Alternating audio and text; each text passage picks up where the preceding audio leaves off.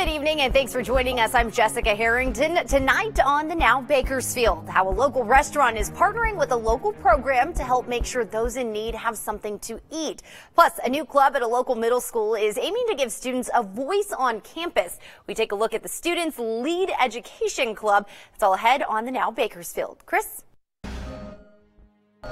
Let's check out today's lineup here on the Now, and we have a new warning about toxic chemicals found in popular school supplies. We're talking about asbestos, even lead, and we're taking a look at some safer alternatives. And we're also talking about a new plastic surgery trend.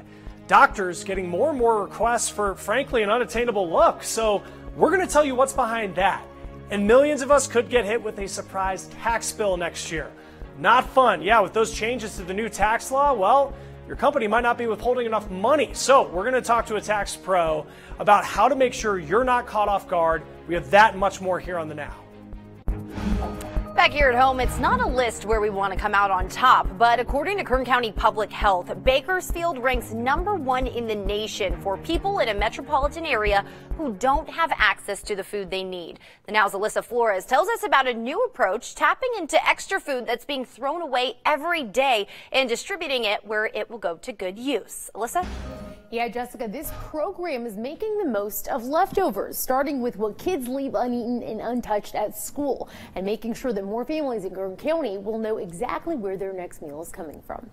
As school starts back up, these vans are getting ready to head on out. This is our Waste Hunger van. Partnering with local schools to address what public health says is a crisis in Kern County. There is a desperate need here for us to get food to those people in our community that don't have enough resources to obtain it. With the help of Bakersfield City School District, the Waste Hunger Not Food program will aim to do just that. They have milk, they have fruits and vegetables and other foods, perfectly good edible food that would have been thrown in the trash can. Now they're able to put it in an ice chest. And the need here is big. Public Health says Bakersfield is the #1 metropolitan area in the country where people can't afford the food they need. The schools are an untapped market. Until now. Public Health successfully tested the new program at Cesar Chavez Elementary this spring. Each student is required to pick up a certain number of objects from the cafeteria line and take them with them. Whether they want it or not, they're required to. And that food is being thrown away. And come this September, other BCSD schools will join in. If you don't donate it, it's just being wasted. Vans will pick up excess food daily and take it to participating pantries. We have a thermometer inside. It is working its way down. These vans will be kept lower than 41 degrees, so it's at a safe temperature. And come November, some local restaurants will be taking part too. You are cooking any rice? Maria Howard, owner of La Costa, says the reason she was eager to jump on board was personal. We were in that situations many years ago when I was a kid and growing up. It just hits home. She says her kitchen will be sending over anything and everything they have left.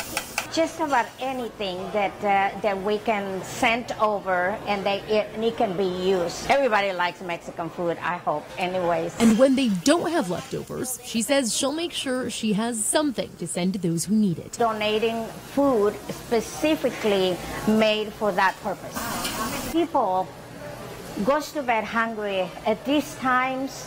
It's just not acceptable. Not with me anyways. What might be a little extra to some, going a long way. We're diverting food to Waste Hunger. And another great aspect of the program is the drivers for these vans will be recruited from the Bakersfield homeless shelter, a handful of people who are ready to jump back in the workforce. We're going to be posting a full list of the schools that will be expanding to take part in these programs, as well as the pantries that are going to benefit from the program on our website, turnto23.com. For the Now, Melissa Flores, 23 ABC. All right, Alyssa, very cool concept. Well, the Bakersfield Police Department, along with other local agencies, are hosting their annual National Night Out. The event allows locals to meet with their law enforcement in a comfortable environment. Officials hope this will give people the chance to address any questions or concerns they may have. BPD and KCSO are among the many agencies across the nation taking part in the event. Bomb squad equipment, SWAT, and canine officers are all on full display. BPD's event is happening right now and goes until until 9 o'clock tonight at the Rabobank Convention Center. KCSO also happening right now until 8 o'clock at their headquarters on Norris Road. There's free popcorn, snow cones, face painting, and so much more. And the first 500 people at KCSO's event will get a free hot dog dinner. We do have a full list of all local National Night Out events happening around the county right now on our website, turnto23.com. Chris? We just got a new warning today. Toxic chemicals discovered in several popular back-to-school items. Everything from crayons and markers to binders and water bottles. The Now's Kamasi Aaron with a look at some safer alternatives. There are some things on store shelves you might expect to have toxic chemicals, and crayons probably aren't on that list. But U.S. public interest research groups tested 27 school supplies and found that some of them contain toxic chemicals like asbestos, lead, benzene, and phthalates, which have been linked to cancer and other health hazards. So you can't assume that things are automatically safe when they're on the store shelves. Danny Katz with U.S. PIRG showed us several of the items they found with toxic chemicals. First up, these crayons. So this is the crayon product that we found asbestos in. His team found these Play School crayons from Dollar Tree had trace amounts of asbestos, but that wasn't it. These two are three-wing binders. One of them has phthalates in them and the other does not. This Blue Jot brand binder from Dollar Tree tested positive for phthalates, and these dry erase markers from Amazon tested positive for benzene, even though the packaging says non-toxic. So just because a product says non-toxic like that doesn't mean it's been tested for all of the different chemicals. Kat says what you should look for is this symbol, which confirms the product has been tested and approved by the Consumer Product Safety Commission. And his team has put together a list for parents and teachers of products that tested positive for toxic chemicals and those that didn't. There's just no reason that these chemicals need to be in these school supplies. There's plenty of school supplies that don't have them, so we're shining a spotlight on which ones have these toxic chemicals, which ones we didn't find, and helping teachers and parents to stay safe. A step to start off school with the safest supplies. For the Now, I'm Kamasi Aaron. All right, Kamasi, thank you. We do have a lot more to talk about in our lineup, and millions of us could get hit with a surprise tax bill next year. Your company might not be withholding enough money, so we're talking with a tax pro about ways to make sure you don't get hit with a surprise bill.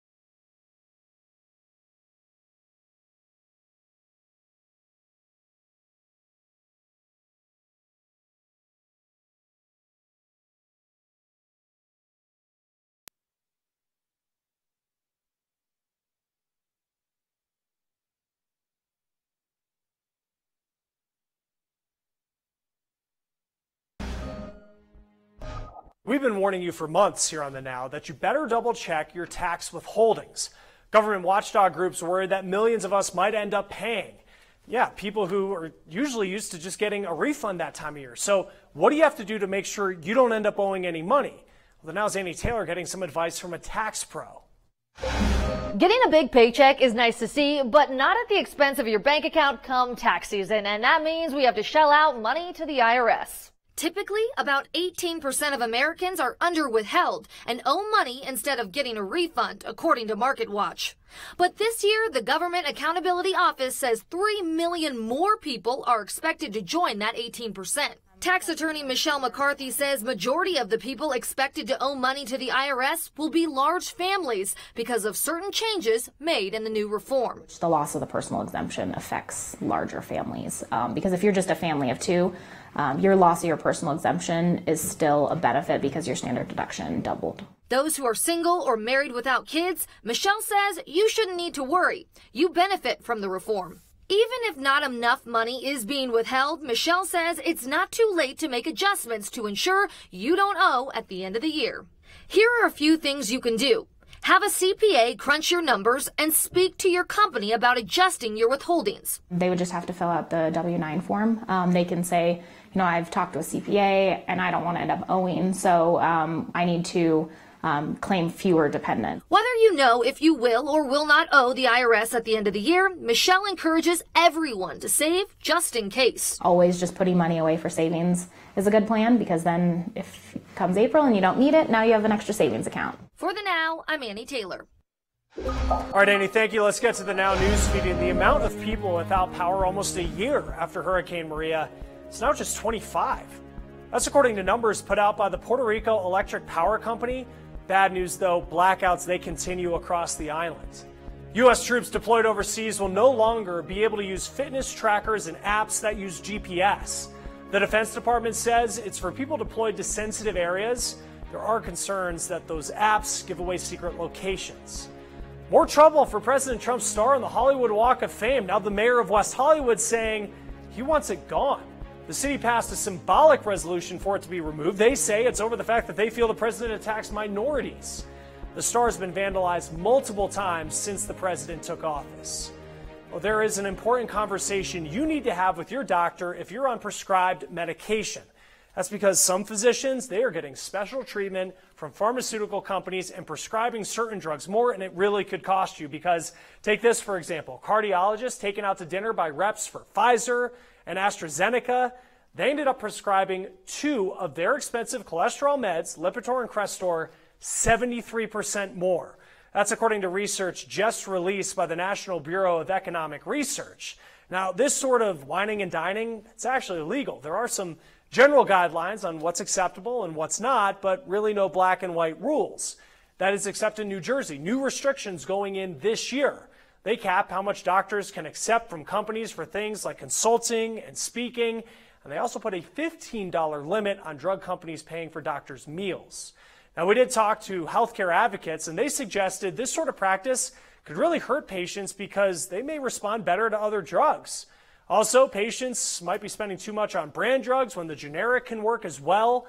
Now, they say when you talk to your doctor, don't mention the drugs you see advertised on TV. Instead, ask about meds they've seen work best on other patients.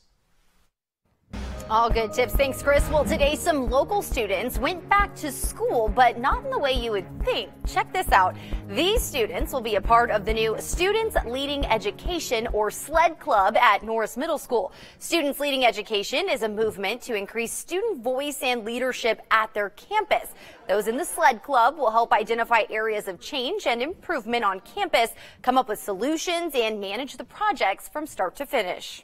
What we do is we create programs and unique experiences to really challenge the status quo of what teaching and learning looks like in the classroom. I think it's a great idea because I know this is their first year doing it, and I think that it's kind of crazy to know that they just came all the way from Georgia here, and at first you think, oh, it's just a school club, but then when you look at all the information they give you, it's like, wow, they're coming from Georgia, this Travis started his own business, and it's like crazy how they just followed their dreams. Students right now are getting a jump start on making a difference by attending the summer training. They'll be attending workshops to strengthen their public speaking, leadership, and project management skills. Also happening today, several people interested in attending a local college were able to get on the fast track to enrollment. Bakersfield College held their express enrollment event today. The event helps those who have not registered for classes yet not only get signed up, but also receive a tour of the campus, get information on financial aid, and much more. So typically this could be multiple days, and some of our students in our community have to work. And so being able to provide all of these opportunities in one day where advisors are on staff to help them build ed plans is definitely helpful for our community.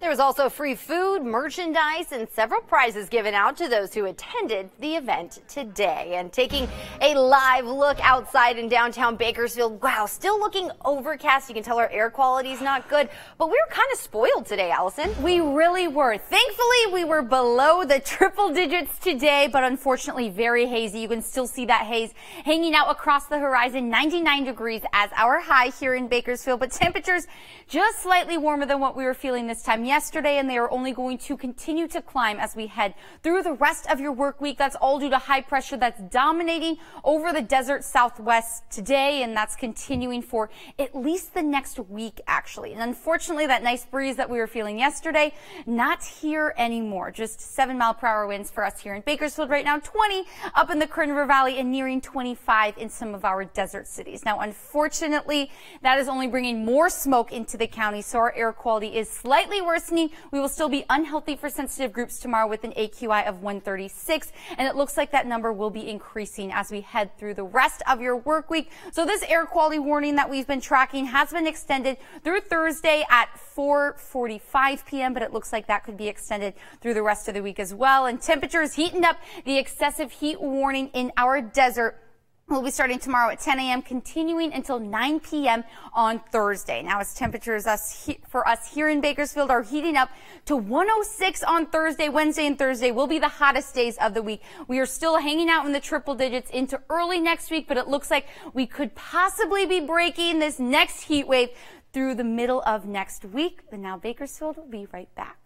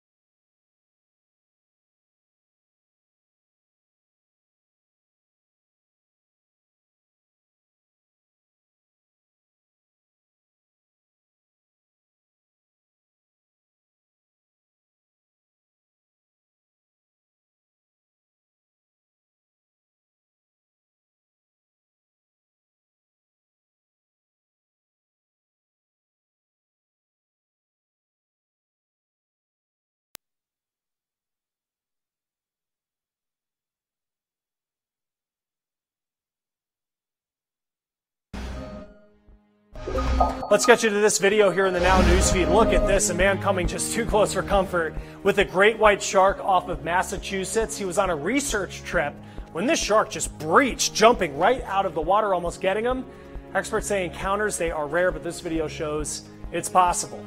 Facial recognition coming to the 2020 Olympics in Japan. Organizers plan to use technology to keep security tight, but they say a test also last year proved to be twice as fast as regular gate checks. Tennis superstar Serena Williams talking about the issues that she's faced since her daughter was born. Yeah, she posted on Instagram that it led to her pulling out of a recent tournament. She says that she struggles with the idea that she isn't a good mother. Well, what is technology doing for our kids? There's really no concrete research on that right now, but as the Now's Kamasi Aaron found, that soon could be changing. When it comes to video games, on this game you just swing them. There's one main reason Cameron Sherman loves to play. Because they're fun? He says they're also a good way to keep people entertained, but he tries not to overdo it. His mom tries to maintain balance, but says sometimes it's a challenge. But there is just so much information out there, and you hear so many things that are contradictory, that it does make you wonder what really is the best for my child. She might not have to wonder much longer. Congress is considering legislation that would give the National Institutes of Health $95 million to research how video games and other kinds of technology impact young people. It would answer questions for me, too. When the kids say, hey, that's not true, Mom, look at this, I can say, look, here's the scientific evidence. We've had little things here and there, but there's never been a large-scale study that has really delved into the use of technology on the developing brain. Jolie Reinbarger is a behavioral medicine specialist with Kaiser Permanente. She says this is the first generation of kids that have never not had the internet, and it's important to know how technology has impacted how they think, grow, and socialize. Their whole world is homeschool and friends. And is there a negative impact in one or more of those areas? And if so, what can we do to alleviate that a little bit? The bill would give researchers money over the next 5 years to study mobile devices, social media, and virtual reality. But in the meantime, Reinbarger says there's no set amount of technology that's right or wrong for your kids. I think it's dangerous to kind of set that hard and fast unless we have the data to back that up. So I think it's more what works for you, for your family. Shield. This is shield. This is swing. Whether we want it to or not, it's going to be a part of our kids' lives. So it's up to us to figure out how to navigate that in the most healthy way for them. No! Aaron's taking it day by day, finding balance between protecting and play. For the Now, I'm Kamasi Aaron. All right, Kamasi, thank you. Let's get back to our lineup here. And plastic surgeons say they are getting more and more requests for really an unattainable look. So what are people asking for? We are going to dive into that when the Now continues.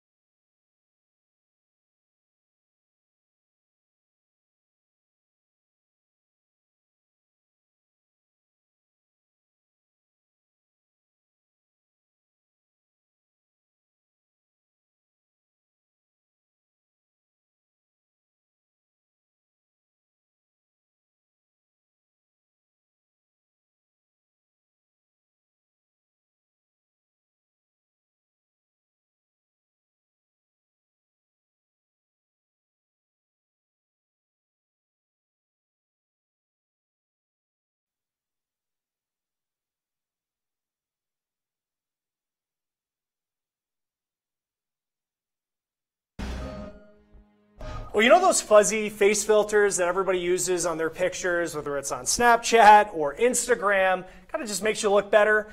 Well, some people, they really like them a little bit too much, and that's why we're bringing in the Now Zany Taylor on this with something that is actually being called by experts Snapchat dysmorphia. So it's social media going a little bit too far. I mean, you follow me, you know I love these filters. All the time. Yes. Every day. But here's what I'm talking about. Here's a normal, unedited selfie I took on the left.